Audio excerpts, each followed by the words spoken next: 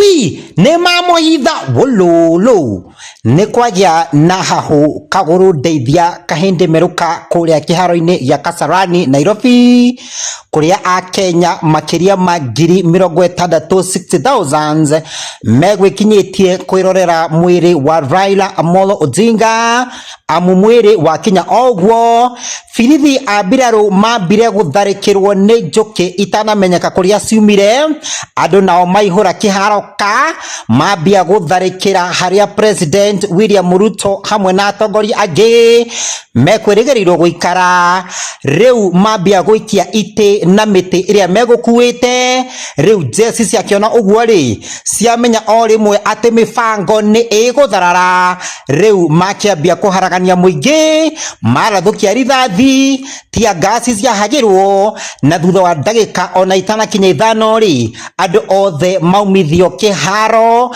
makihuragwo bara kiudutho nginya andiki a mohoro riu andu maigwika makiuga ati mwiri ni wahithwo amu matina kigia na kanya ga kwirorera taone uria kuma ngai wakwa gikurehera ende uhoro uyu live on location live.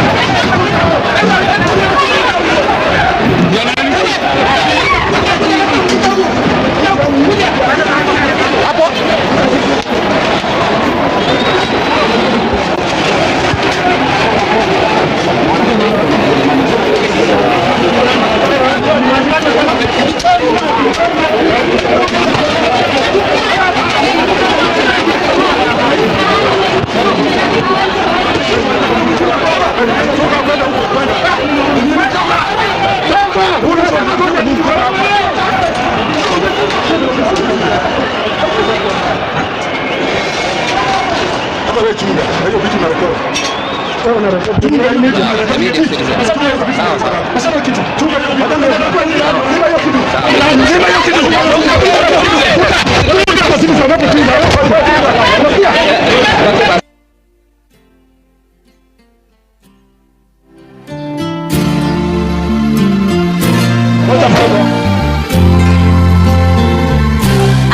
is on the beat.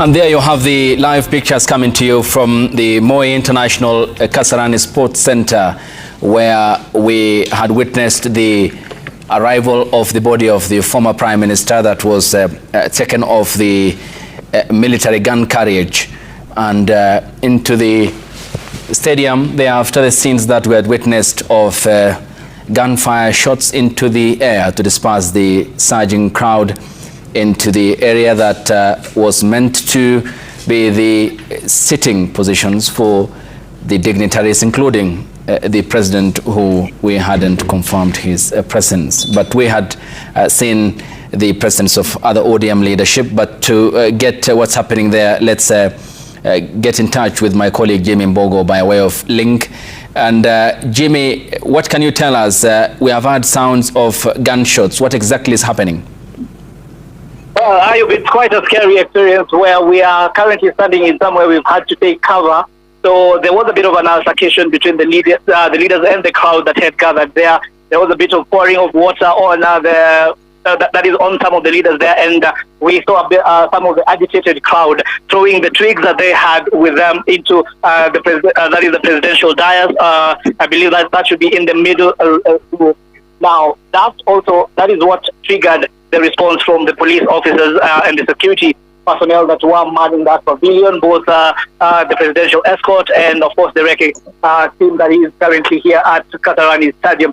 So that then resulted to the lobbing of tear gas just to and disperse that crowd that was there, and it didn't matter whether you're media or part of the crowd that was just that had gathered here as mourners. Everyone has been dispersed.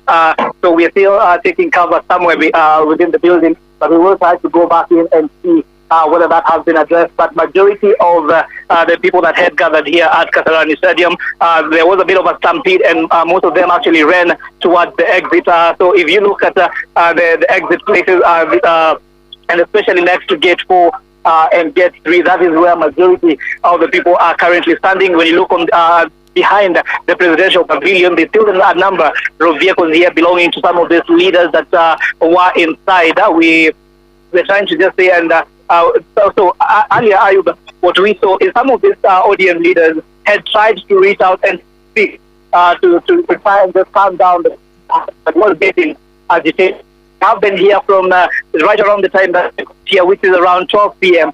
Now, you will remember that the viewing was supposed to happen at Parliament, but because of the crowd there and the very poor crowd control that we saw there, that same crowd had to move back to this side once they got the news that the viewing was supposed to happen right here at the Kasarani Stadium. Now, but as soon as we got here, that is around a few minutes after midday, that is when we found the police and the security apparatus here at the Kasarani Stadium just trying to come up with a strategy and planning themselves. However, a few minutes after we got here, there was slowly, if you remember from the link that I had done earlier on, we just got into the stadium. The crowd was still very manageable, so there was an opportunity to try and control this crowd better. However, that opportunity was missed because as the security operators were still getting their acts together, the crowd kept on and so they ended up getting into the stadium through all the entrance that they could find and slowly onto the play. Now, ideally, what we were told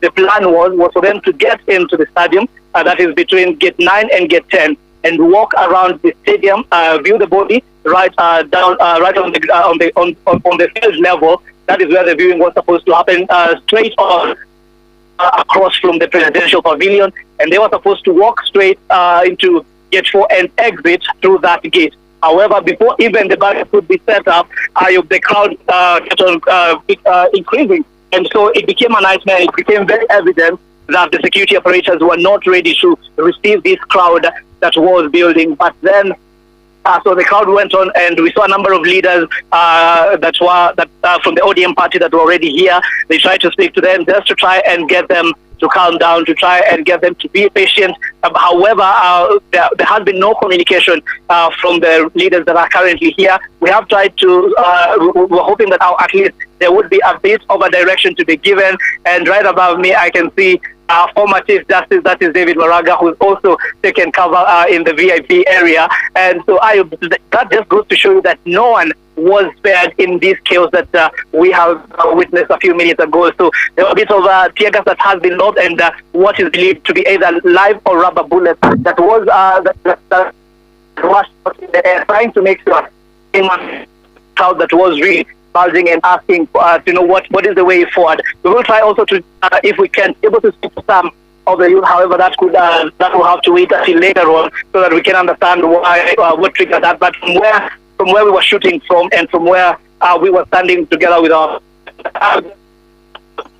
to alert you is that our entire team is okay. That is my camera person, my camera colleague, and also our colleagues from Inoro and Ramogi. We are all safe, so no one needs to worry about us. We're okay. We're just taking cover. So based on that, we will try to understand. We haven't seen any of the leaders leave yet. Right where I'm standing, what I can be able to see is that all the leaders are still here, based on the number of their vehicles, and all their assistants are still here.